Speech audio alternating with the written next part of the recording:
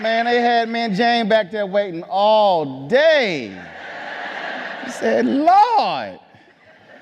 When you're a male, you see, time really is slow. I thought it was just a few minutes, but he says all day. Oh, his minutes are so important. Yeah, right. Jane was back there going, when the hell we going out? Come That's on. right, yeah. Let's get this show on the road. I've been here long enough now. Good morning. Oh, by the way. Told you we were ready. As you can see, I have my work cut out for me. This is either going to be the easiest job or the hardest job this morning. Baby, you're going to have an easy job. Don't worry about it. So you heard the introductions about our guests this morning, and I want to put a finer point on the work that they're doing, specifically with Miss Elliott. We heard about the blue-eyed, brown-eyed experiment that she's done. I want to say, exercise. Her workshop, exercise. For her work, she's received death threats. She's been hit. She's been threatened with a knife. She has been shunned by her various communities. And her family. And her family. Damn, Similarly, you black. I'm black. You black. I might as well be. Welcome to the family. Isn't everybody black? The first modern human being that evolved on this earth was a black woman. And we're all descendants of that black woman. Now, if you don't learn anything else in here today, and if you don't remember anything else, you remember this. There's only one race. There is no black race. Let me show you something. Well, every person in this room who thinks he or she is a member of the white race, please stand. They scared as hell. That's it, folks. There's only one race, and we all came from a black female. So there's only one race, and it's the black race. Forget all the rest of this nonsense. This has gone on long enough. We've had enough. I'm sorry. I interrupted you. Sorry about that. Told y'all we were ready to go. Told you it was going to be a bad day. Go ahead. Go ahead with your introduction. Fine. I want to put a finer point on Roland Martin's work as well. And this is serious work. He's written books about faith. He's a civil rights activist. He's a human rights activist. And likewise, he receives death threats, trolls to his email accounts, his website accounts. Folks who do righteous work are a threat to our society. I will make one correction. I do not consider myself to be a civil rights activist. I am a journalist. But as a journalist, I am a journalist in the pursuit of truth and justice. And so when you look at the work, so whether you talk about Frederick Douglass, Ida B. Wells Barnett, or you talk about Robert Abbott, Ethel Payne, all these individuals who work within the black press. And I make that distinction because it's important. Mm-hmm. Because I've worked in mainstream media, I've worked in black press. The reason black press, that's critically important, because that's where you've seen the most truth. Black press has forced mainstream media to do its job when it comes to these issues. And so what often happens is when we're trying to talk about these issues, what happens is when you go into a mainstream environment even the phrase mainstream actually means white. Because they'll say, oh, black media, Latino media, mainstream. I went, well, if that's black, that's Latino, that got to be white. And so then the expectation, because seriously, this actually happened in 2007, and to understand what we're going to talk about, why you experience this, because you have to understand the role of media. Anytime across the world there is a coup anywhere in the world, they get control of the guns first, media second. They get control of the media before the banks. Think about that. Control the media before the money. So you understand the power of media. When I was at CNN, 2007, I did a pilot for a show, and I got Senator Barack Obama to agree to come on the pilot, which means it was never going to air after he announced he was running for president.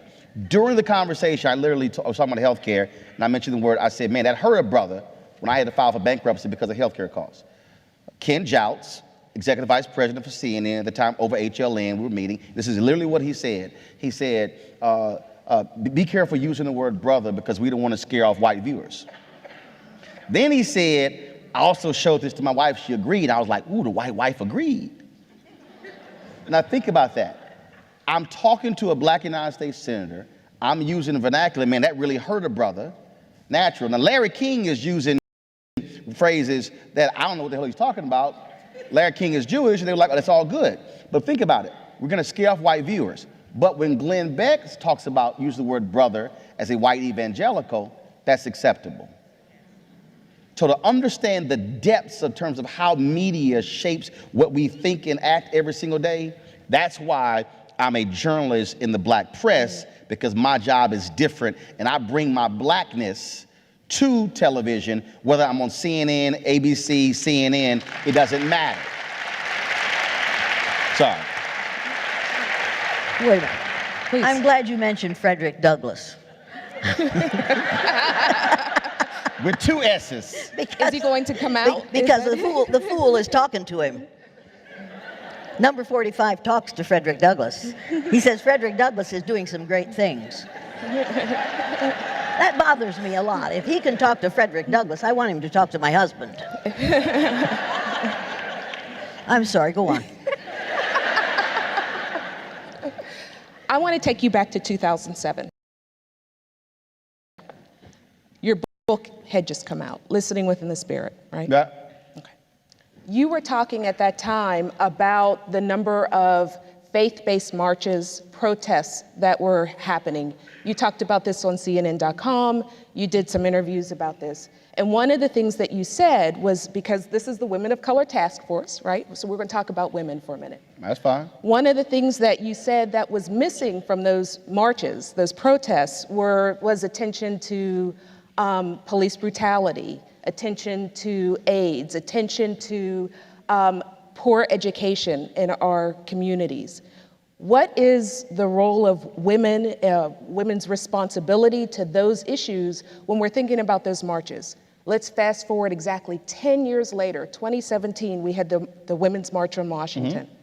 What say you about what was happening in 2007 and what was happening in 2017 and their attention to those issues, or the lack of? Well, first and foremost, when I look at, when you talk about the role of women, and then when you talk about organizations, you also still have to deal with this race construct.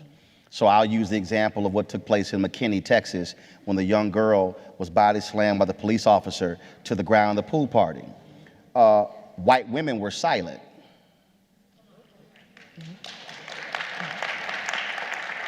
The first response to that were civil rights organizations, were black female organizations, but the National Organization for Women, silent. I blasted them on my air. 3 hours later, they released a statement. Ever since then, anything happened to a black woman, they released a statement within 10 minutes because they like, look, we know what he's going to say.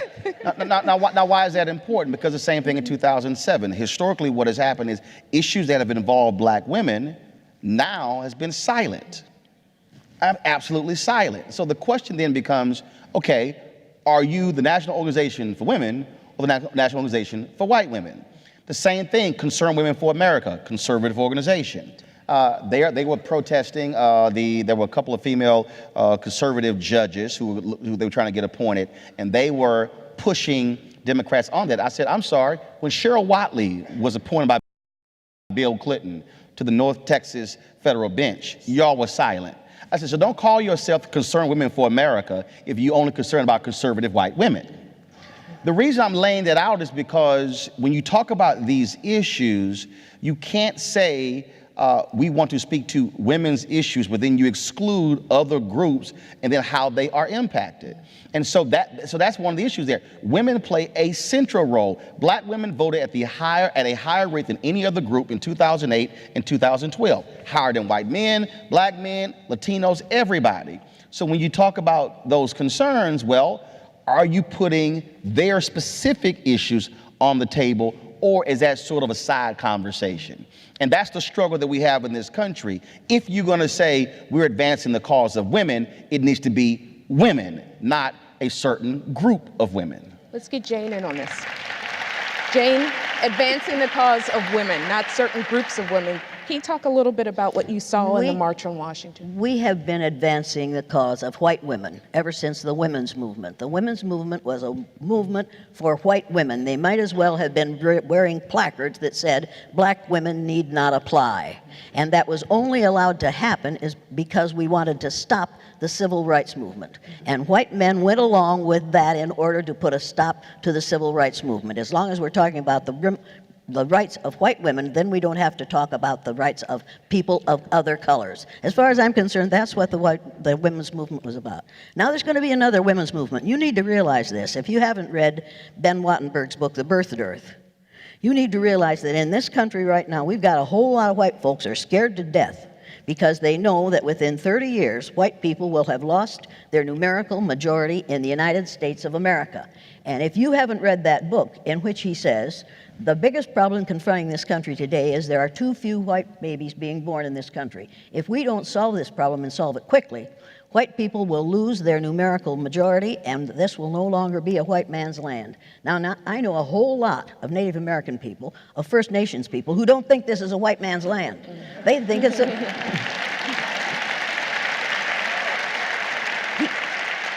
He says there are three things we can do to solve this problem. Number one, we can pay women to have babies as they have been doing in Western European nations for years. Then he says, unfortunately, and these are his words, not mine, unfortunately, we would have to pay women of all colors to have babies, so we don't want to do that. Now, this man was a member of the American Enterprise Institute, an ultra-conservative right-wing think tank, and gave advice to presidents of the United States. He says the second thing we could do is increase the number of legal immigrants allowed into this country every year. Then he says, unfortunately, the majority of people who want to come to this country today are people of color, so we don't want to do that. He says the third thing we could do, and this is really scary, is realize that 60% of the fetuses that are aborted every year in this country are white. If we could keep that 60% alive, that would solve our birth dearth. Now, how many of you think that sounds like blatant, overt racism? People, you need to know that the attempt to get rid of my right or any other woman's right to have an abortion is not about religion, it is not about morality, it is about keeping white people in the numerical majority in this country, and you better realize that's what's happening. Right now, they are trying to pass legislation, and Mr. 45 and his underlings, I refuse to say his name, because if I do, I'll have to call him what I call him, which is Donosaurus T. Rump. Oh dear, is this being televised? Oh, shit. Okay. That's all right, I'm tired of working anyway. People, they're trying to outlaw abortion. They're trying to tell women, once again, what they can do with their bodies. If a woman has to be punished for by getting pregnant, whether or not she wants to, has to be punished by bearing that child, then the person who contributed to that unwanted pregnancy has to be held responsible for two. So I think there's a, hey, wait, don't waste my time. There's a perfectly logical remedy for this problem. Any male who contributes to an unwanted pregnancy must submit to involuntary vasectomy so that he cannot contribute to another unwanted pregnancy.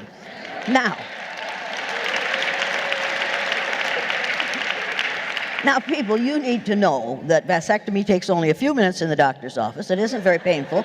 My husband's vasectomy didn't hurt me at all. Now, you also need to realize that vasectomy is reversible. Motherhood is not reversible.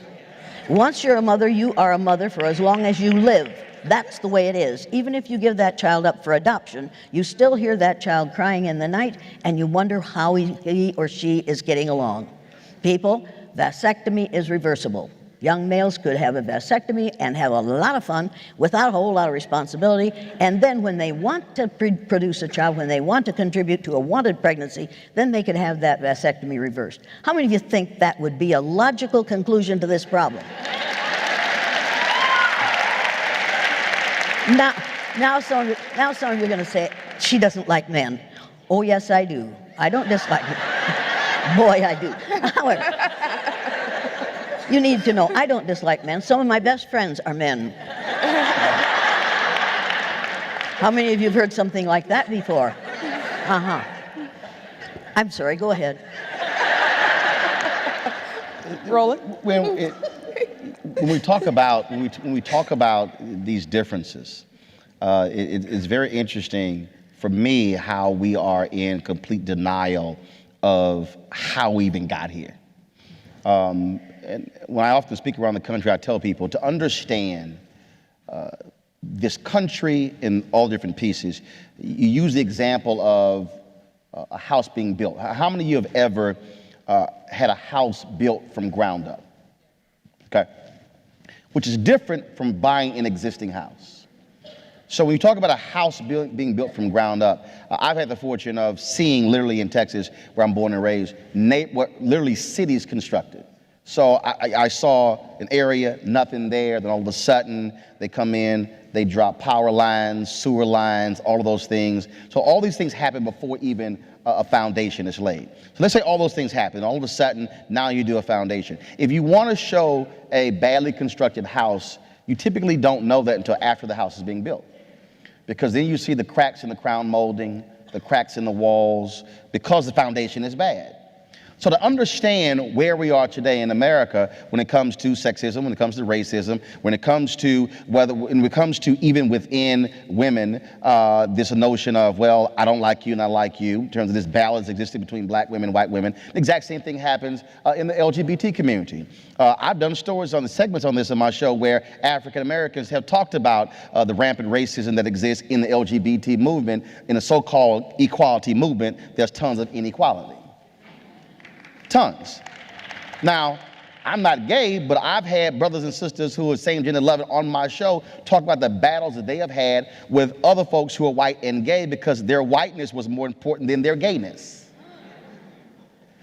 So you have to understand how a house is constructed. So the cracks that we see, the reason we have the cracks in this foundation called America is because of how the problems are on our foundation. So you go back to literally how we started and see, when we talk about these laws today in our country, we never say, wait a minute, when did that law get enacted and what was the root cause behind it? We were talking last night, and I was talking about Governor Terry McAuliffe when he provided the voting rights for 13,000 formerly incarcerated people. That law in Virginia was put in place when a state legislator said in 1902, we are doing this to keep the darkies from voting. So Virginia was defending a law for more than 100 years where the basis was a white legislator saying, we're going to keep the darkies from voting. So what happens is we never want to ask ourselves, where did this come from? How did we even get to this point? Which explains the struggle we keep having, because we want to say we live in a post-racial America, everything is great. White folks listen to hip hop, black people listen to some country music, and everything is great. Beyonce performs at the Country Music Awards, everybody is happy and wonderful until you look at the comments on the Country Music Association's website. So we have to actually look at ourselves and go, how did we get here, and how does this generation change where do we go in the future? Because we're playing games if we only are having these nice, cute conversations, but then we go home to largely white homes, largely black homes. We don't invite others into our home. We don't eat with other people. We don't talk with other people, but we say, oh, I'm not racist. I get along with everybody. Many of us are living lies every single day.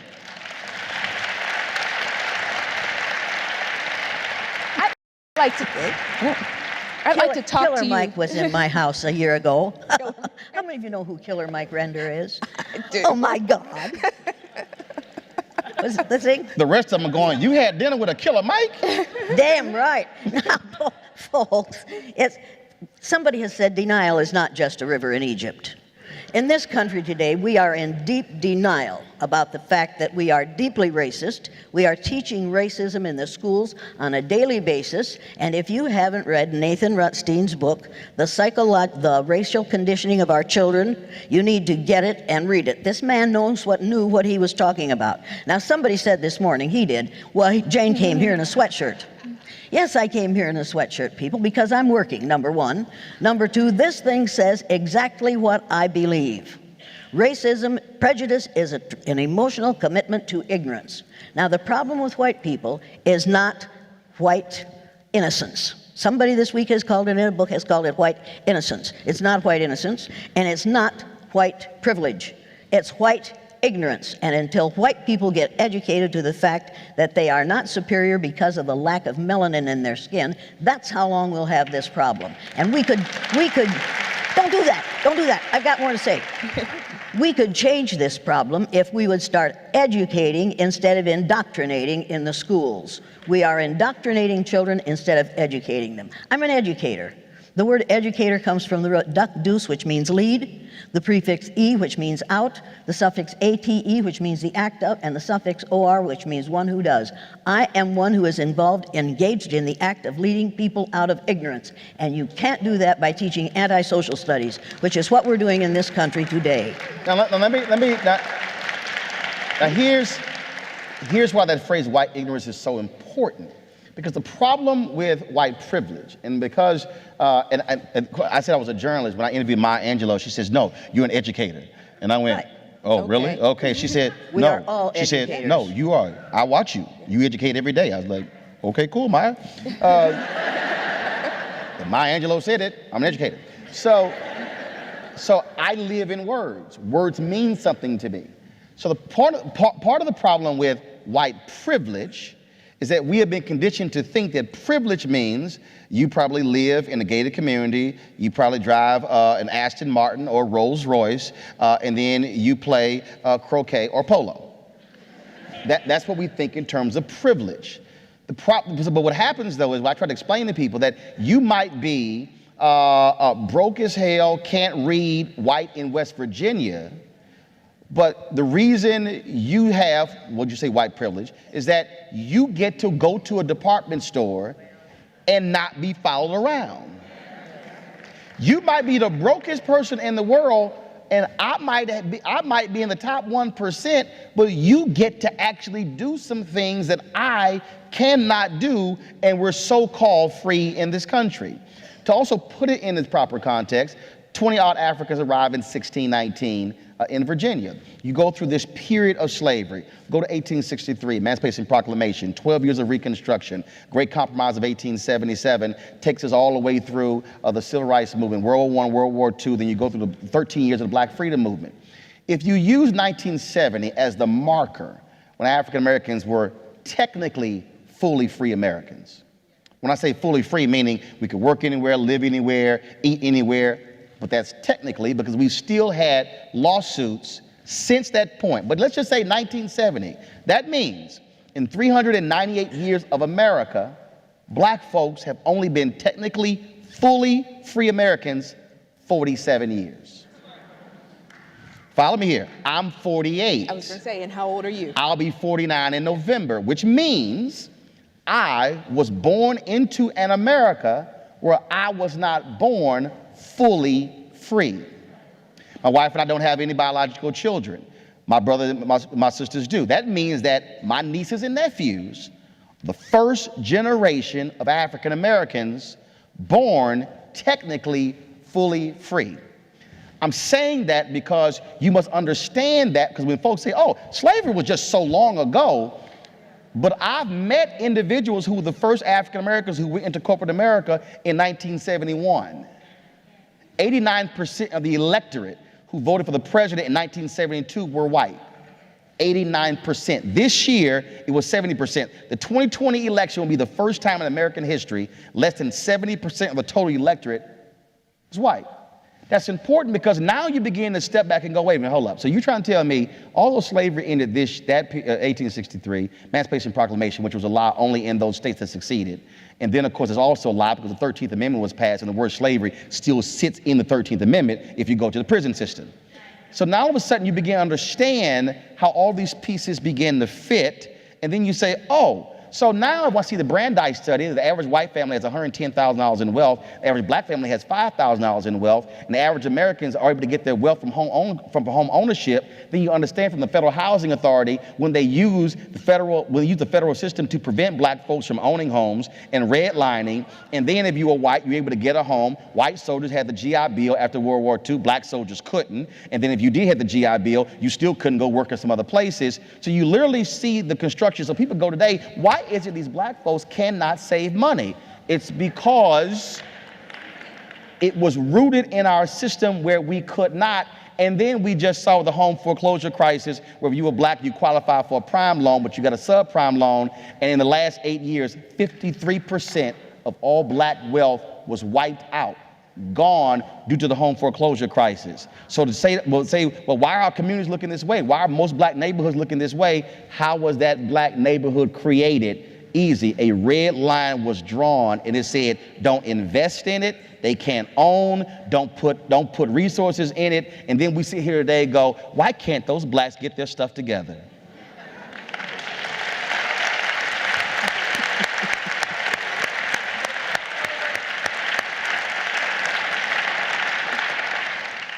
You have on your website these kinds of statements where you prompt us. Let me see if I can find some. Wait a minute. Okay. All right. I didn't realize how young you are. And I'm not going to hold it against you because you know a lot.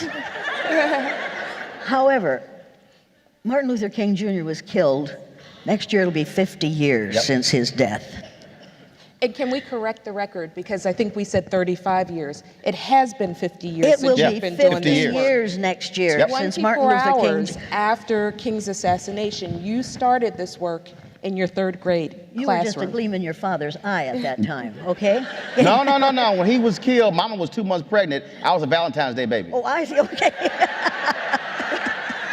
I was born November 14th. And a hearty welcome. 9 months earlier was February 14th. Okay, all right, okay.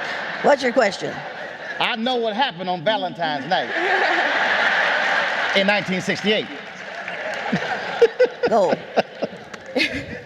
I'm trying. I tried to tell you. She's like, I got this. I'm like, yeah, okay, I heard that before. Yeah, but you're in a different context when you heard that. Go ahead. No. Ask your question. What I want to do is, he talked about the structures of racism. You have been doing this work for 50 years. But he's been living this for 50 years. He has been living this There's for a 50 big years. difference. I can talk about it because I don't have to live it. You have to live it. You need to understand that my heroes, and don't ever call me a heroine because that's not what I am. My heroes are black women. Black women keep on keeping on regardless of all the obstacles we put in their paths. And I don't just say this to you because you're a largely black audience. I say this to every audience that I talk to. You have to realize that you were here first and you will be here last. Because us white folks are going to go out in the sun and it's going to get worse and worse because of and we're going to die of melanoma. So you will be here long after we're gone. You are going to be the majority in this country very, very shortly. So get ready for it, because you're going to you think you've been abused before. Wait until you get the power, that you have the power to do what you choose to do. And that's the problem. White folks are scared to death that if people of color get power, they're going to want to do to us what we have done to them. Now, how many of you want to get even with all white folks? How many of you want to get even with one or two?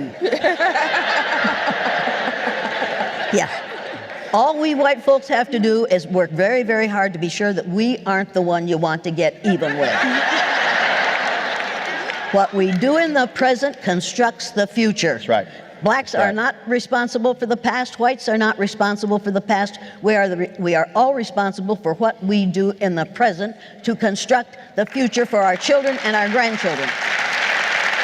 And stop that. Stop it. We don't have time for that. You need to know that as far as I'm concerned, we're all related.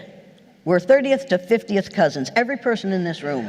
You are all related to me. Now, you might not like being related to me, but you are. You are my relatives, and I will not tolerate having my relatives abused because of somebody else's ignorance about skin color. And that's what we're talking about in this country. Right. And let me and see, again, when these studies and things are released, we recite them on television, and again, many of my white colleagues don't even remotely think beyond just what it is. To give a perfect example, 2009, John Avlon and I were at CNN waiting to go on the air, and I said, John, we are right now in the beginning stages of what I call white minority resistance. I said, although the numbers don't show it, that's where we are. I said, the election of President Obama is about to reveal America's true feelings. Now, here's what the deal. People are saying, oh, but there were a lot of white folks who voted for Obama. Yes, but go behind the numbers. And so Pew does an annual survey, and the question is asked, are you optimistic about the future of America for your children? In 2009, African Americans had the highest optimism. Latinos were second. Every group, blacks, Hispanics, Asians, Native Americans, every group, more than the majority said yes. Only one group was less than the majority. In September, another study comes out. Are you optimistic about the future of America economically for the next 10 years? African Americans, lowest wealth, had the highest optimism at 58%. Latinos, second lowest wealth, second highest optimism. Whites in America, highest average wealth per family at $110,000, only 41% said they were optimistic about the future of America for the next 10 years for their children. I then went, why? It is because we've changed so much that white ignorance or white privilege now means your boy can't tell his boss to hire my son or my daughter. Now, white kids in America have to compete. That this is real. Why did last name Fisher, I forgot her name because I wasn't trying to memorize it. Why did she sue the University of Texas? Did she come here? Yeah, she came here. So she sued, I'm sorry. She sued the University of Texas because she said, I couldn't get in because it was those minority students. That's why I couldn't get in. My grades were so superior, and I know their grades were lower. But then what happened? Went through the court system, go before the Supreme Court. Then the evidence comes out that there were white students who had lower grades than her, but they got in. And then it was kind of like, damn, we can't blame on black people and Latino people. And it never occurred to her that you have to do more to get into school than just study. But in her whiteness, she said, oh, it's got to be them. It was a competition thing. So what's happening is you have white mothers and fathers who are now afraid to death because they have not raised their white children to know how to compete.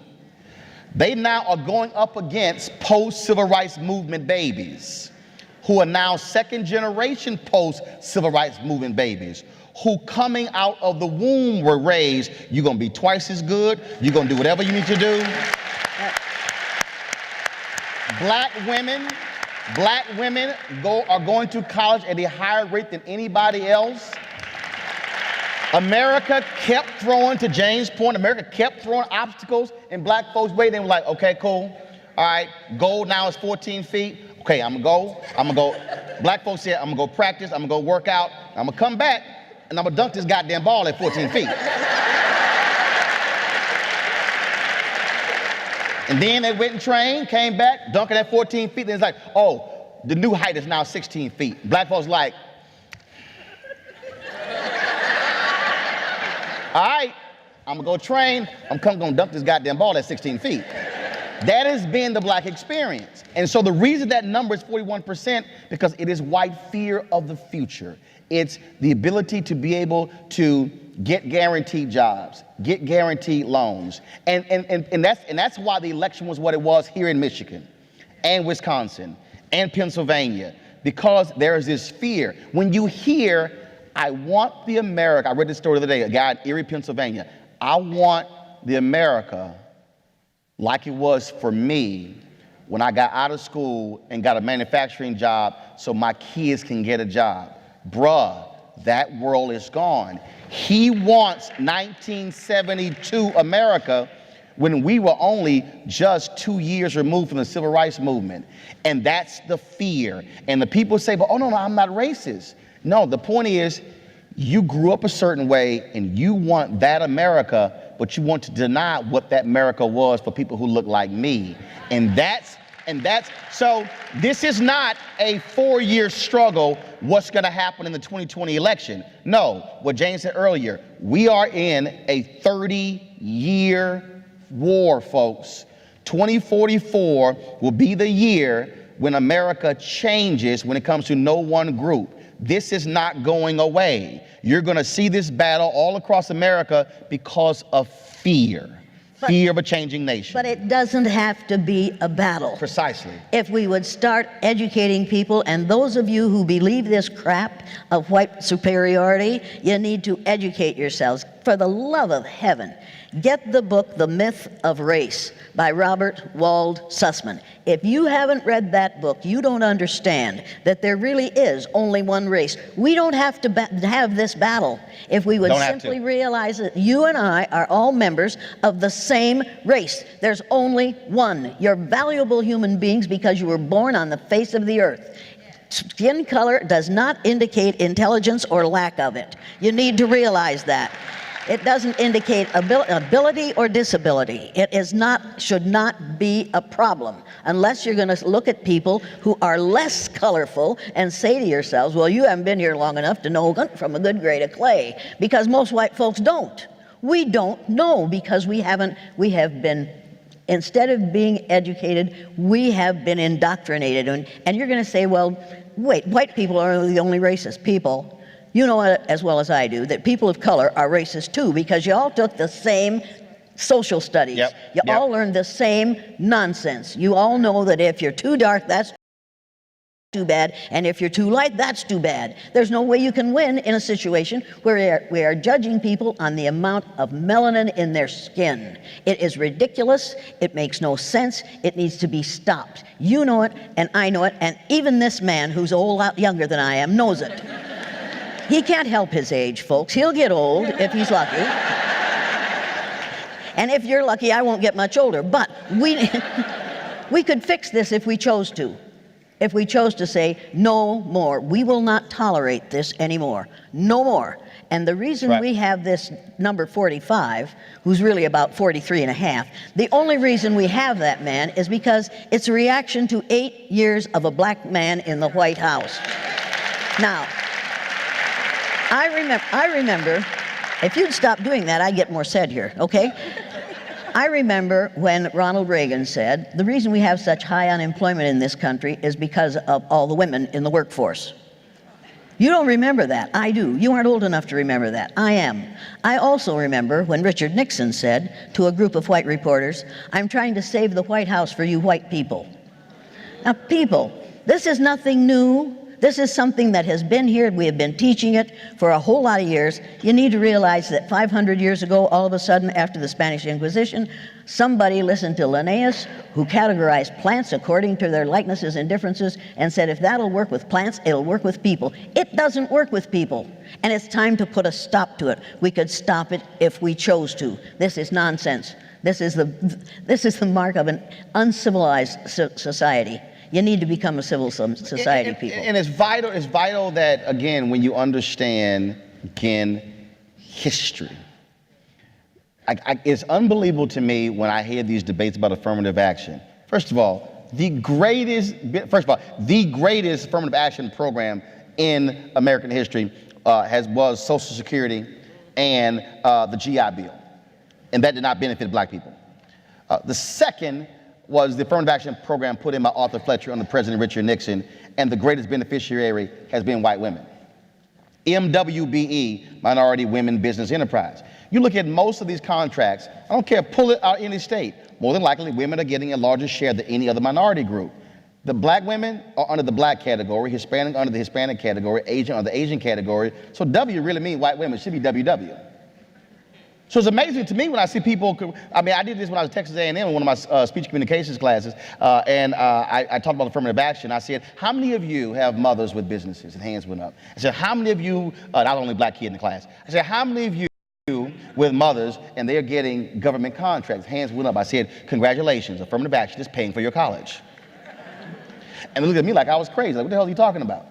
And so I had to explain to them the reality of affirmative action. But here's the other reality. And liberal white women do this as well, and it's just, again, not having a clue. So how many of you have heard Title IX?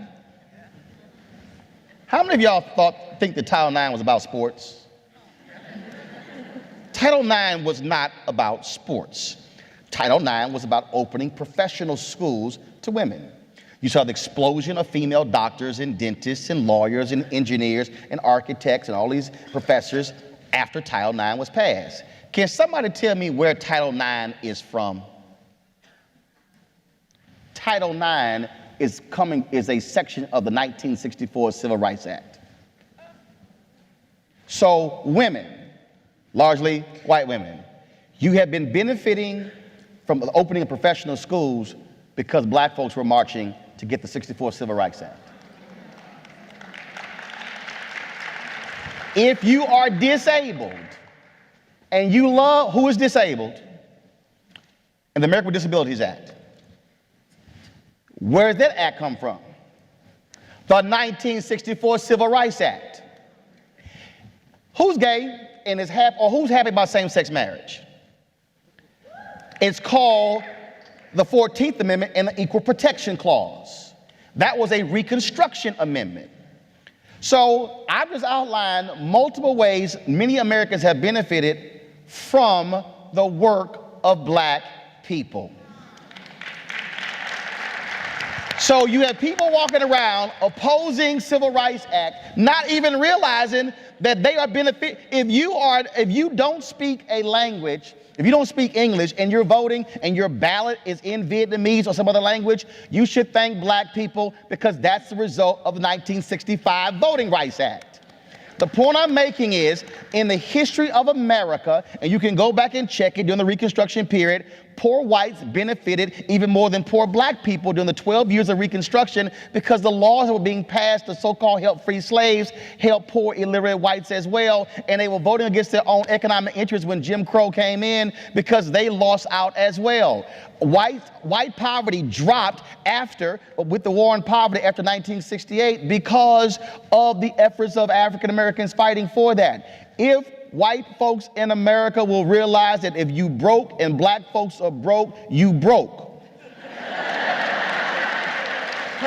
And if we are working together and it's about the issues in our economic condition, but we're getting played because folks who are rich are saying, now look, now we white, they black, and we do this thing together, we gonna keep them from getting jobs. Now we keep all those Latinos out of America, then you can get more jobs. The same fool who is telling you that is the same one who is hiring illegal immigrants and paying them $3. And folks are going, yeah, you're right. So we gonna throw them out and we're gonna build a wall and then we're gonna keep all the jobs. No, they still gonna pay your ass less. But if you're broke as a white person, it's because of affirmative action. And they're calling it reverse discrimination. Right. There is no such thing as a reverse discrimination, people. It's not reverse discrimination, it's delayed justice. It has gone on long enough. That's right. If you're broke as a white person, it's too bad we can help you. If you're broke as a black person, it's because you're too damn lazy to get a job. Boom. You know that, and I know that. That Boom. is what is going on in this country because we are miseducating the American mind. We need to change the educators. We've got to re-educate the educators because they believe all this crap too. They really they really think that black history began with slavery. They really believe that that's when black history began because they haven't read Browder's Nile Valley's Contributions to Civilization. And if you haven't read it, you get it and you read it. And then take that to school and tell those teachers to say, wait a minute, instead of having a Black History Month, we're going to have Black History every day of the year in school. That's the way it ought to be. I'm sorry, go ahead. What's your next question? I do have to thank racism for one thing. And there's one place where racism has really helped black people. Okay, y'all saw all those town halls in Connecticut and Virginia and New Hampshire when all these white folks were crying about their family members dying because of heroin overdoses? Okay, and that's because of prescription drugs? Okay, this is where racism really helped black people. So doctors across America, the reason black people are prescribed painkillers at a lower rate than whites is because white doctors feared that black people were coming to the doctor to get painkillers because we were drug addicts. So white doctors said, we're not gonna prescribe these black people painkillers. So white people are dropping dead across America because of these painkillers. So to all of the white racist doctors, thank you. Black people are not hooked on painkillers and we're not dropping dead. And y'all might think this is, but understand, Time Magazine had the story about 3 or 4 months ago. The white life expectancy has dropped because of the opioid epidemic. And because we living longer, they're living shorter. In fact, the white death rate, to Jane's point earlier about white births, in about 5 years, in about 6 or 7 states, the white death rate will surpass the annual white birth rate in those states. One of the reasons why the numbers are changing and why it's going down. But the prescription drug thing is a perfect example of how racism works, where literally doctors said, oh no, they're here to get high. So no, y'all take aspirin, or you take a leave, or you take Advil, but we're gonna prescribe this white person over here with health care. Oh, y'all gonna get the Oxycontin, y'all gonna get all the powerful drugs, and then what happened? They get hooked, then the insurance runs out. Now they're trying to score heroin on the street. When you're seeing these news stories of in Cleveland, 38 people last night overdosed on heroin, those were not 38 black people. Again, you see how racism works even in our healthcare system. And that literally happens. So I appreciate that, Biggest. Thank you very much. I appreciate that. What was your question?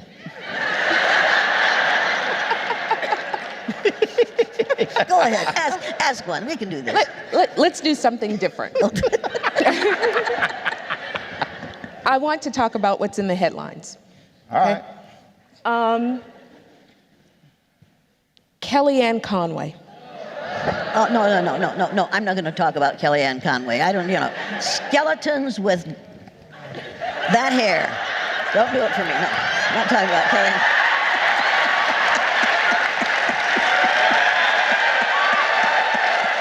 Go ahead. I'm sorry. Get your damn feet out the couch. Sit down and shut up. But was it really? Just be quiet a minute. Was it really about her feet on the couch? Is that the issue? We reduced it to a feet on the couch issue. But what was that photo really about? I don't know. Quite frankly, okay. I don't pay any attention to Kellyanne Conway because I think she's a nutcase. But so her feet on the couch, that has no. I haven't been following her feet on the couch. Hey, babe, I got you right here. As I said, I'm not interested in Kellyanne Conway's feet or anything else. So Trump met with the historically black college presidents, and so she's sitting there, legs open, feet in the couch. Guess why her legs are open? Should we talk about that?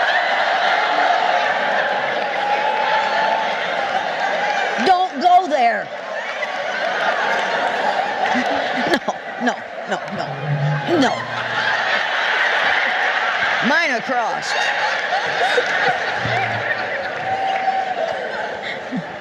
Mr. Martin. Rachel, we're going to throw out some names. Go ahead, Kellyanne. Rachel Dolezal.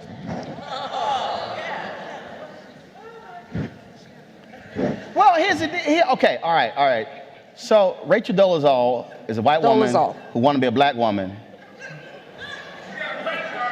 But right, and she just changed her name to an African name. She's trying to be a Kardashian.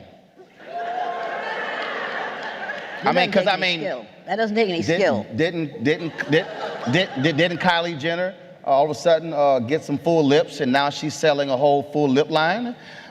Didn't Kim Kardashian? First of all, none of their butts are real. But again, to understand American history, if you look at Skip Gates in one of the documentaries that was at a university, I believe it's in this state, where I forgot the campus, where they have a museum that's dedicated to all of the images, It's right north. Got it. So they have a museum, all of these images that shows how media has been used to portray African Americans. So black women have had larger hips, larger butts, fuller lips, hair. America has said for centuries, oh, that's offensive, that's horrible. Now all of a sudden, a non-black woman discovers a butt, and now everybody wants a big ass. It was no different in the 70s when Bo Derek got braids. Oh, Lord. You had white women all across the country getting them some braids with some beads. And so, but it's no different than when Pat Boone was singing music and it really were black artists and then they were covering those songs. Elvis ain't the damn king. Little Richard is. Chris Rock said this, but it's sort of the same thing. Chris Rock said this when he said, Jon Stewart can perform in front of 4,000 people. Kevin Hart can perform in front of 40,000 people, but Kevin Hart has to cross over. So what you have here is again, these standards. You have these standards. The reason this photo has gotten the level of attention it has gotten, it is because of white female in an office, legs open, and all these black men standing around the Oval Office. That's why it's gotten this much attention. So to be clear, it is not about the feet on the couch. No. What is deeply embedded in America is that's sort of where this sort of reaction is coming from. And it is still understanding our history. It's just understanding the history of this country. And so, I mean, frankly, for me, it's been much ado about nothing with the photo. I have not discussed it on my show. I got more important stuff to talk about. But it's just understanding there are racial triggers in America. We see a photo, we see something, and all of a sudden, it clicks. It's no different than when, if you are African American, so for instance, Serena and Venus, two of the most dominant athletes, not women, not women, athletes, which includes men. All of a sudden, they have been branded their entire careers. They're arrogant. They are, every term being used. Same thing. Tiger Woods, exact same thing. Now, Tiger don't know he's fully black, but sort of the same thing. And what we have to understand, these standards, how they are different. So I'll do it this way. So if you are, it happened to me when I was at the Fort Worth Star-Telegram. I was 25. Another reporter, Ken Delanian, was 25. I covered City Hall. He covered county government. I'm black. He's white. Ken was assertive. Ken was aggressive. Ken was a go-getter. We were the exact same age. Ken made more mistakes than I did. Had to have more corrections in the paper. I was arrogant. You were an uppity. I was uppity. I was, why do you have to be so forceful? And I'm going, I'm sorry, can I get the titles he got? Now, but I need y'all to understand how this thing plays out, okay? So let's just say I'm here. You call me those things, which then means you're limiting my ability to get promotions, which then means you're limiting my ability to have more income, which then means you're limiting my ability to create wealth, which then means you're limiting my ability to be able to invest. You're limiting my ability to take those investments to then create trust. Then you're limiting my ability to create a trust and then provide for my 9 nieces and 4 nephews, which means that your singular decision to call me arrogant today has a direct impact on my family 2 to 3 generations from now.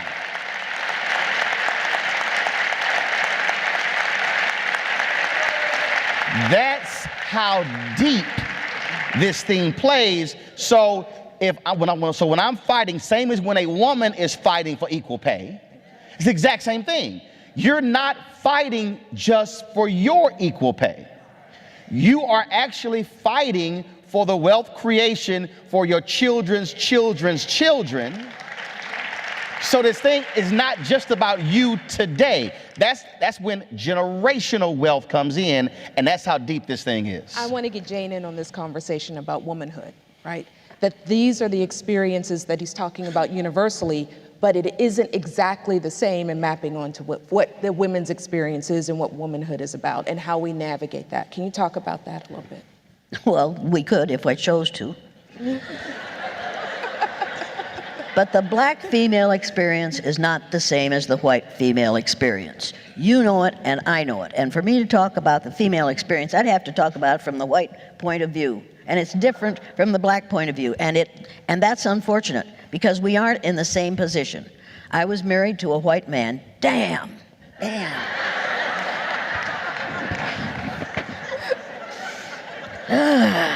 Took me a long time to get him, but I got him. And he looked like Marlon Brando when I married him. By the time he died 59 years later, he looked like Telly Savalas. 59 years of living with me will do that to you. White women say, I'm angry at white women. And now you're thinking, oh, anger is such an unproductive emotion. If you aren't angry about what's happening in this country, you're probably white. And you're probably male. Because it doesn't bother you a lot because it isn't happening to you. White women make really big mistakes. I'll never forget the woman who walked up to me, the white woman who walked up to me and said, I'm not prejudiced. I don't dislike blacks. When I see one, I just think, there but for the grace of God go I. And I was furious. And I don't think she has said that since then. Because I don't think her world is ever going to be the same. Because at that moment, she experienced a brain change. You can change the brain. They've interviewed students, my former students, who are now middle-aged people who went through the blue-eyed, brown-eyed exercise. In 1970, a group from the BBC came out and was doing a documentary about science of the brain. They interviewed 2 of those middle-aged men and asked them how it felt before, how they thought during, how they thought after the exercise. And at the end of that interview, they said, we have proven here that you can change the brain. Now, if you can change the brain of a 9-year-old white child in a day, what do you do to the brains of people of other colors if you abuse them psychologically, mentally, emotionally, and physically for a lifetime? What do you do with 9-year-old black children? Do you change their brains in a negative way? Yes, you do. And we're doing it on a daily basis. We know exactly how to do it. A psychologist said to me last week, and she used one of those 4 or 5 syllable terms, and she said, we've known that for years. I said, then by God, Why aren't you telling it to elementary teachers? That's right. Because they need to know this. They need to know that the way they treat children will change those brains in either a positive or a negative way. We have changed the brains of women from birth. We subject them to, you're less than, you can't do it. And I'm real sick of hearing people say, to make America great again. Because that word again means go back to the 50s. There you go. Which was real good for white men, but wasn't worth a damn for people of color and women. You need to know that. And that's what this fool wants us to do. And when you hear his mentor say, we're going to deconstruct the government. Deconstruct the government? Take away the things that are valuable for all of us? No, no, no, you cannot allow this to happen. You have to realize that deconstruct the government means take away Social Security. And how many people do you know who are making enough money, who could put money away in a personal savings account, as W wanted us to do? Remember W? W. I did this at a college one day, and the kid said, hey, you can't do that anymore, Miss Elliott. I said, why? What do you not? What do you mean? They said, that means read between the lines.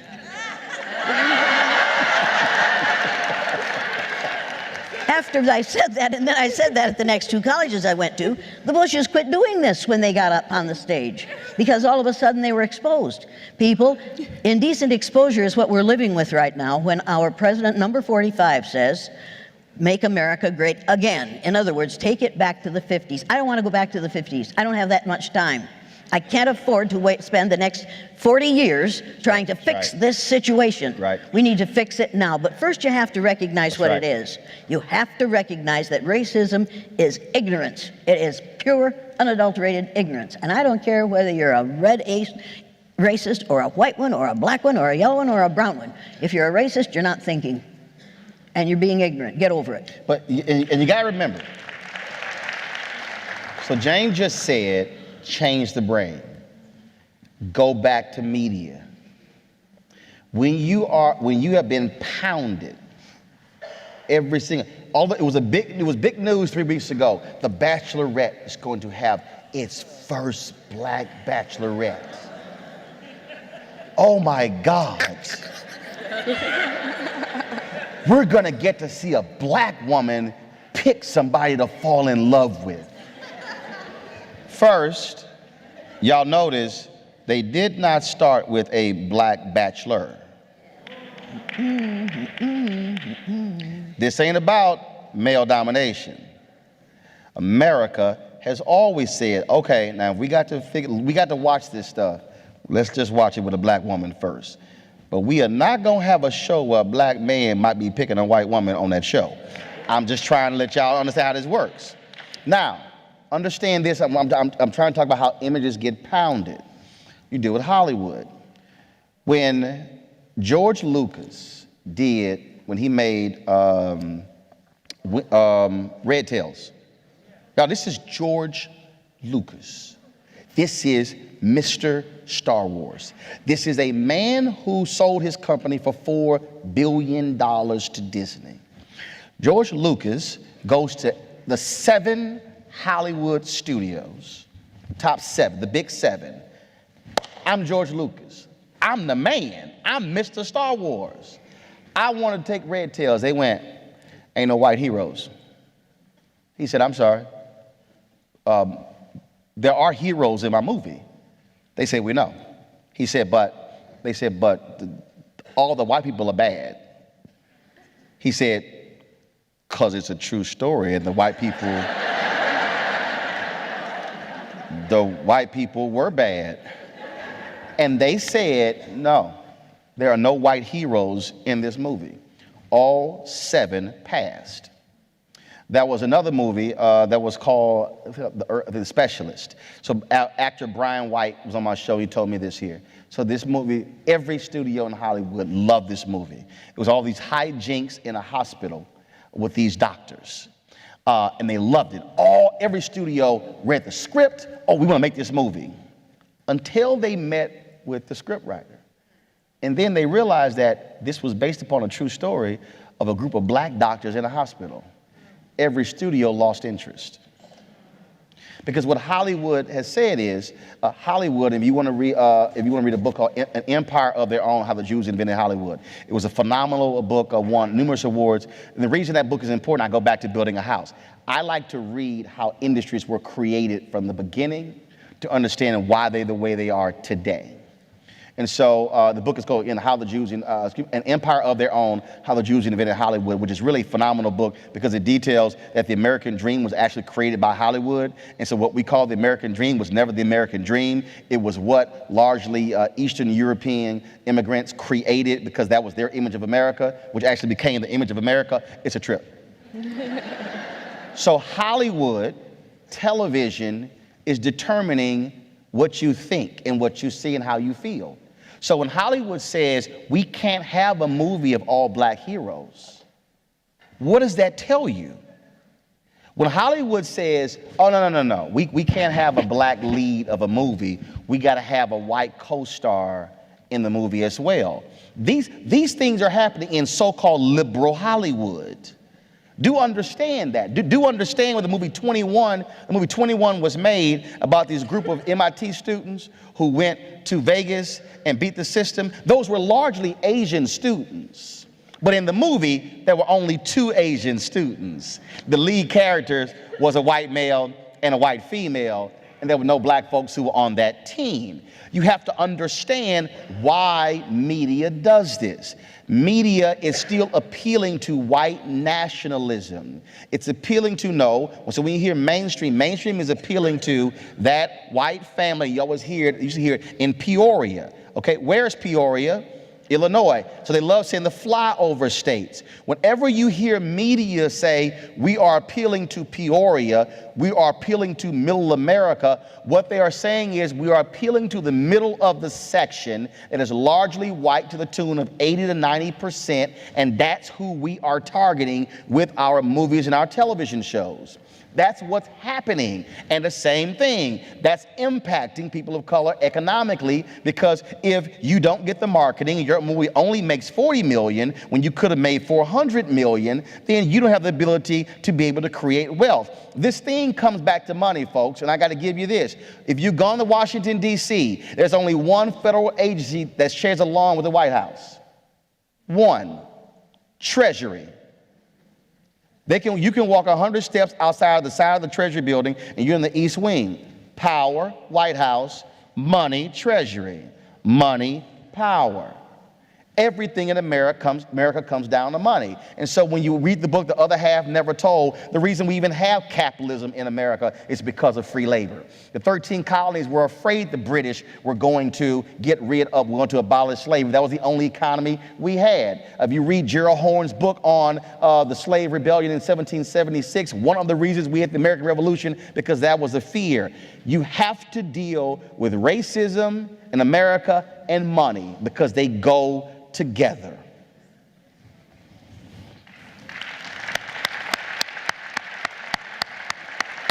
And how many of you would like to have some money? Green is my favorite color. Damn Skippy. We are almost done. I know. She sounds so relieved, doesn't she? You're going to get out of this pretty soon now. We're going to take a few minutes. I want to face locally now. We've talked sort of the macro level. You're in Ann Arbor, which has been described as a liberal bubble. You're at the University of Michigan. That's that bullshit right there. Which has also been described as a liberal bubble. Ann Arbor votes blue. How do the folks in this audience have this conversation because we're talking about the Women of Color Task Force and its members and its allies? How do they go back into their workplace and have the conversations and share the information that they heard here? How do you talk to them about what their next steps are? People always say to me, well, you brought us lots of problems, but you didn't bring us any solutions. I'm a white woman. I don't have the solution for everyone, but you need to go to my website and download the printed learning materials that are there. Because the first is a set of typical statements that white folks make that think they aren't being racist. How many of you have had the experience of having some white fool walk up to you and say, when I see you, I don't see you black? Yeah. And what are you supposed to do? I know I see you and you white. Yeah, but you're allowed to see white. Right. You're allowed to see white. It's a good thing to see white. When somebody says to me, and people do this to me all the time, they say, I'm colorblind. Always white women, I'm colorblind. I don't see color. And I say, I knew that before you told me, because if you weren't colorblind, you wouldn't have worn that shirt with those pants. When somebody says, I will never forget Linda Guillory, tall, aggressive, black Linda Guillory. This white woman went up to her on her high heels, and you know how women walk, white women walk on high heels. They're trying to run away from their hemorrhoids, and there's, because they shouldn't be wearing those high heels, you know? They up to you, and this woman said, Linda, I've known you so long, I don't see you black anymore. And I stepped back because I thought, oh Lord, there's going to be bloodshed here. And I've got to wear this suit tomorrow, and I didn't want to get it covered with blood. So I stepped back, and Linda Guillory said, I think you have an eye problem. Let's make an appointment with an optometrist so that you can get over this problem. People, this is a lie. You're supposed to take it as a compliment when some white fool says she doesn't see the color of your skin. This is ignorance, and most of you have had this experience, unless I'm very much mistaken. How many of you have been the only black student in a classroom, and oh yeah, and had the white teacher say, how do black people feel about this? And how many of you black people know exactly how every black person feels? Let me text them. Yeah. People, it is sheer ignorance. It is not white privilege. It is sheer ignorance. The white privilege papers are based on the idea of race. Because of my race, I can do this and this and this. No, because of my ignorance, I will do this and this and this. People, this is about ignorance. We need to re-educate all of us. Don't put up with it. Here's how you change it. I'd like to talk about allies, and then I'll throw it over to you. So there are people in this audience who are also working with peers, colleagues who are allies. And one of the statements that I love on your site is that someone might say, I'm with you, but no matter what I say, no matter what I do, it doesn't suit you. You're never satisfied. As far as I'm concerned, I'm an ally, but I can't do anything right. Well, you need to realize that if you make the plural of allies, it's come to allies. They're thinking. We will call ourselves allies, but we don't want you to come to our house or to go to church with us. And we don't want you to think that your son might be good enough to walk with our daughters. Except in his case, and he sure as hell isn't good enough, but it has nothing to do with the color of his skin. I'm already taking it. Yeah, I know you are. People, if you want to call yourself an ally, if you're a white person and you want to call yourself an ally, first you have to learn about what it is you're doing. Look at those, white folks, you look at those typical statements and see how many of them are the ones that you have made. And then go to the clarifications of those statements, how they are perceived instead of just what they say. See how they are perceived. Then, if you want to make a difference, white folks, if you really want to be an ally, then go to the set of commitments to combat racism. 18 things that white people can do in their own environment to deal with their own problems. Now somebody's going to say, racism is a societal problem. Societies are made of individuals. We as individuals could change our behaviors, and that would change, you would create brain change in those around you. Now, with number 45, creating brain change is difficult because first you have to have a brain. I'm not sure about this person, but he needs a brain change. We all need a brain change to realize that we have been lied to, and if you want to talk about black history, you have to talk about 4,000 years before the birth of Christ. Minimum for a women. Don't say amen, say a women. You have to talk about the real black history, which is the history of civilization. And the history of the United States of America is not the history of civilization, people. There was something long before this, and there will be something long after this, okay? One of my favorite movies is Malcolm X. And I love that scene when they're at the police station and Brother Johnson has been beaten by the cops, and then they demand that for them to call the ambulance. So the ambulance comes, and they're wheeling Brother Johnson out of the hole into the ambulance. And then the white cop comes up to Malcolm X, and he goes, "Okay, you've got what you wanted." He said, "Now you can leave." And Malcolm X says, "No, I'm not satisfied." On to the hospital. I love that I'm not satisfied. In 1967, Dr. King wrote his book, Chaos or Community, Where Do We Go From Here? And in that book, he said it did not cost America much for us to be able to sit at a lunch counter. Didn't cost America a lot for us to be able to swim in a swimming pool. Didn't cost America a lot for us to be able to go into a park or to a hotel. He said, the real question is, will America now write that check where it's going to cost them something? He said, and that's going to be a big check, to Jane's point earlier when she said righting the wrongs, seeking justice. But this is what Dr. King said, and there's no person in this room who should not have a copy of that book, because also that was his worst selling book for a reason. He said in that very book, even our white allies will not be with us. He said, because they will say, y'all have gotten enough. That's it.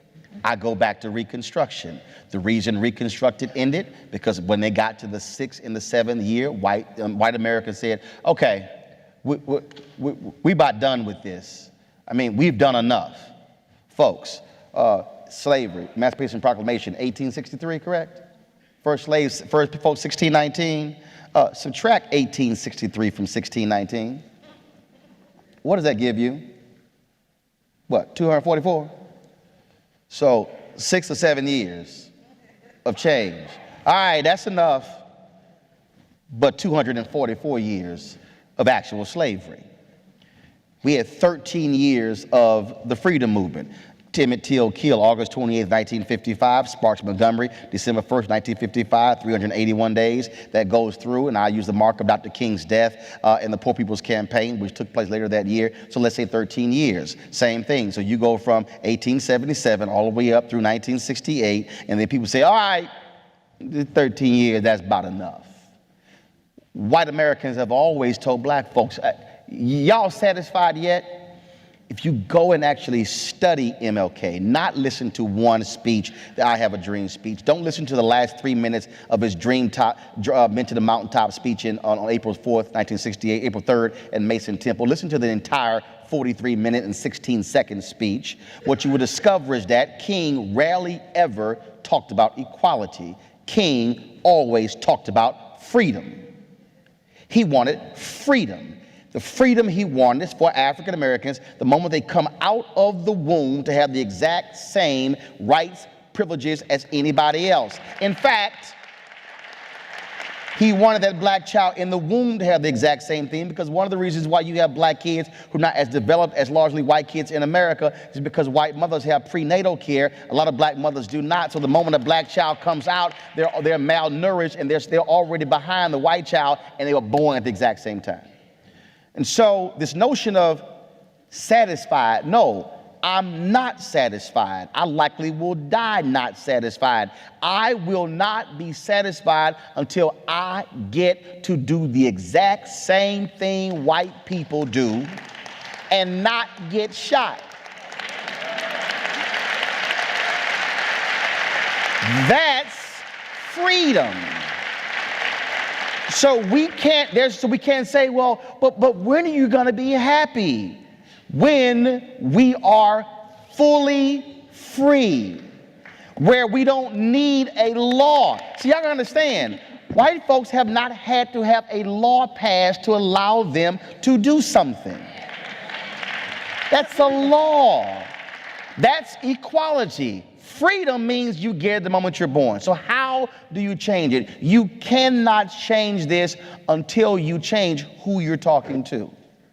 This is a voluntary environment, meaning this event. You chose to come here. Even though you applied to the university, you had no control over who else applied. So you said liberal Ann Arbor. No, that's bullshit.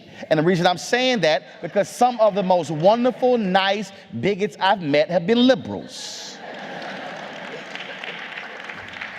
And so you have to say, one, who do I eat with? I might be at University of Michigan, and I know some people, but who do I ask to go to lunch with? Who do I invite to my house for dinner? What conversations do we have? Who are the authors on my bookshelf? The books that Jane mentioned, are any of those books on my bookshelf? The books that I mentioned, are any of those books on my bookshelf? Where do I vacation? Who do I talk to? All of that impacts it. If you're living in your white liberal world, and you say, I got a couple of black friends who occasionally pop in, then that means that the conversations that you're having are limited conversations, and you are actually reinforcing your individual narratives in your conversations. That's where you start. That doesn't require a university mandate. It doesn't require that. That requires you actually saying, you know what, we're gonna add some color to this. Because we're gonna have some different conversations. Reverend Jim Wallace does this. When he goes to somebody's houses, he looks at their DVD collections, their book collections, their artwork, the pictures on their walls, and he says, who do you dine with? And that's what, now the same thing happens if you black. And a black student at Texas A&M came to me and she said, you know, I was here you talk about Texas A&M and you loved it. I said, yes, I did. I had a great time there. And she says, but you know, we got these white students, they won't even speak. I said, well, do you speak? She's like, what do you mean? I was like, just howdy come out your mouth. At Texas A&M, we have a tradition, we say howdy. We don't say hi, we say howdy. That's an A&M tradition. I go, do you say howdy? I don't like saying howdy. Well, why your ass here? We have the tradition. No. Follow me here. She's a black student coming to Texas A&M, and she's like, I don't like the traditions, but that's all we have at the University of Traditions. We have tons of traditions. So you mad about the traditions, which is the Aggie thing, whether you're black or not. I said, okay, so when you're at lunch, I'm curious, you ever just sat down with some white people? She's like, what do you mean? I said, well, have you ever just taken your tray and walked and say, how y'all doing? Can I sit here? Y'all mind if I sit here? She goes, no. I said, so you're asking white students to do what you won't do. So you want white students to come over and sit with you, but you won't go sit over. Like I know right now on this campus, I had one of the sisters on my show today. So you got some black students who want a safe space for black folks to be able to organize when it comes to social justice. Okay, I get that, but see, I'm different. I'm gonna go organize in the middle of a group of white people because I want them to overhear our conversation. I want y'all to think about what I just said. I want them to see us walking through. I want them to go, what are they doing? Because if I am in a place where it's just black people, then I am reinforcing a conversation and a narrative. No, I want to make some white people in liberal Ann Arbor uncomfortable with my presence because, see, my presence may also cause them to begin to say, did y'all hear what they were just talking about? And what invariably happens is somebody goes, well, can I learn more? Can I hear more? See, that's just one. Reach one, teach one. That's where we're scared. We are looking for safe spaces when what we need are unsafe spaces. We need folks who are willing to get out of their comfort zones, to talk to people, to challenge people. And it might require you say, y'all mind if I sit here? And invariably, and a conversation may start. And the last thing here, because this is how it works.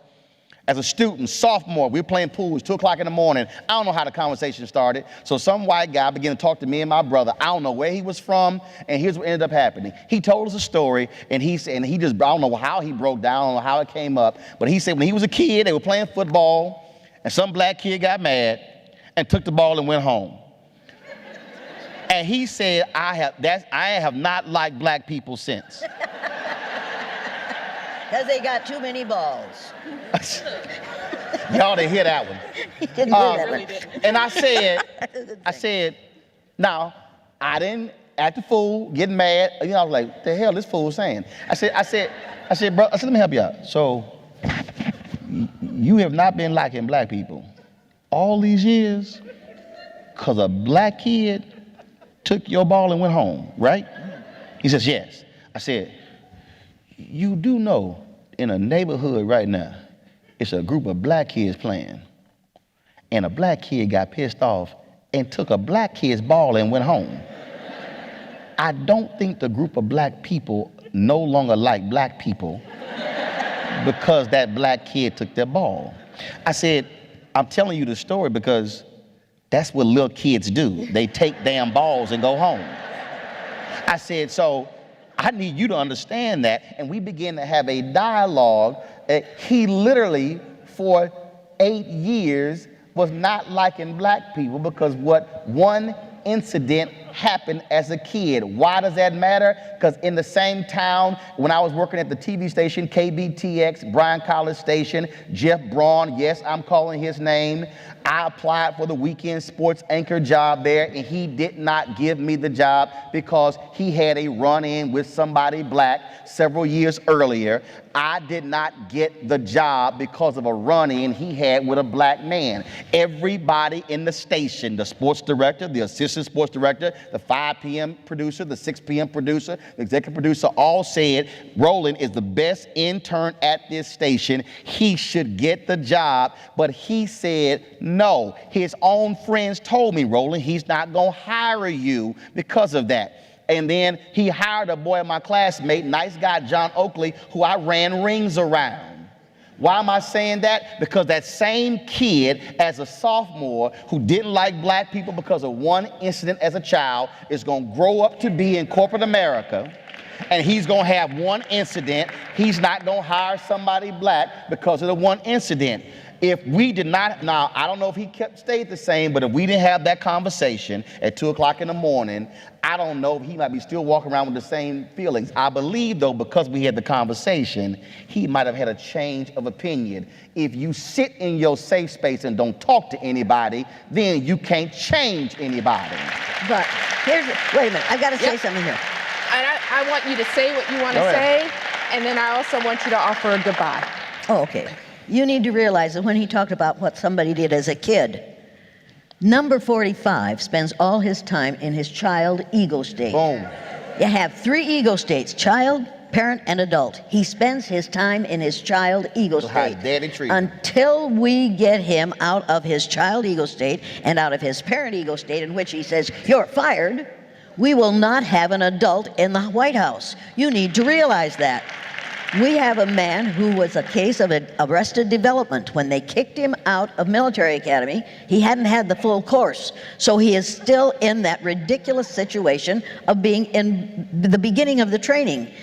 You have to understand that this man cannot think without somebody telling him what to think. And anybody who tells him that what we need to do is deconstruct this government does not have your best interests at heart, and he doesn't have my best interests at heart, and I want you to realize what is really happening.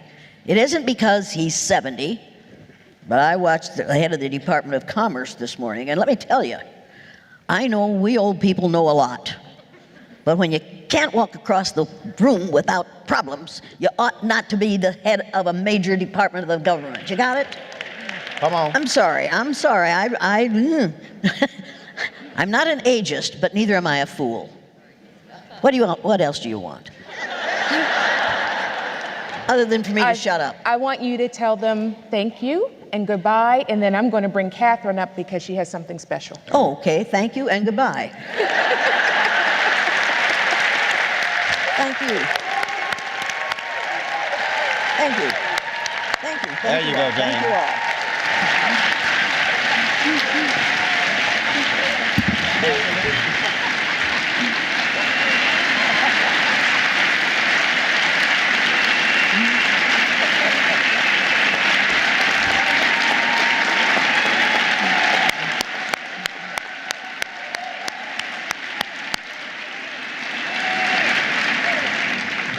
Stand up for Jesus and nobody else. Okay, thank you very much. You guys can hold on for a moment. Don't run out. Don't run out. They leaving. Hello, come back. Wait for the benediction. Okay, on behalf of the Women of Color Task Force, first we would like to thank our moderator, Professor Robin Means Coleman. She had an extremely tough job today, and I believe that she did it with grace, dignity, and control. So on behalf of the Women of Color Task Force, we would like to thank her and offer her with this token gift. And I'll tell you, because I always sit outside and I hate when someone gets a gift and you don't know what it is. It's a block M made out of the wood on the University of Michigan campus. Whenever we cut down trees and we erect buildings, we take that wood and we repurpose it. And it's a block M, and it's a paperweight, and it's about this big, that she will have out of some of the Michigan wood, okay?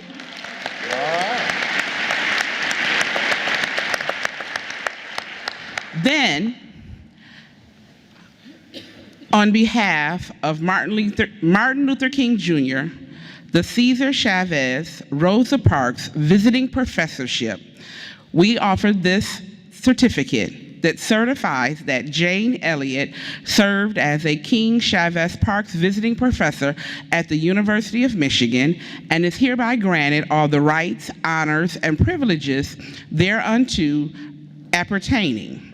In witness whereof, the seals of the state of Michigan and the University of Michigan and the signatures of the university officers thereof are hereunto affixed.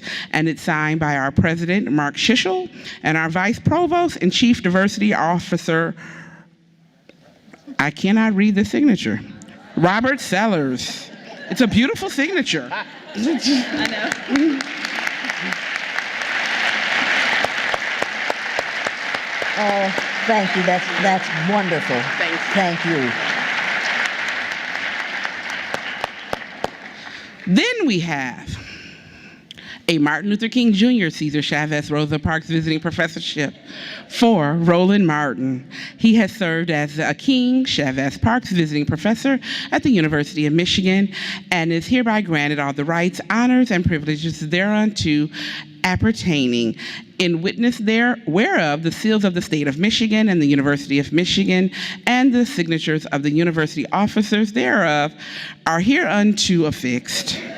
This is signed by our president, Mark Shishel, and our vice provost and chief diversity officer, Robert Sellers. You know his name now. I appreciate it. Thanks a bunch. I appreciate it. Thank you.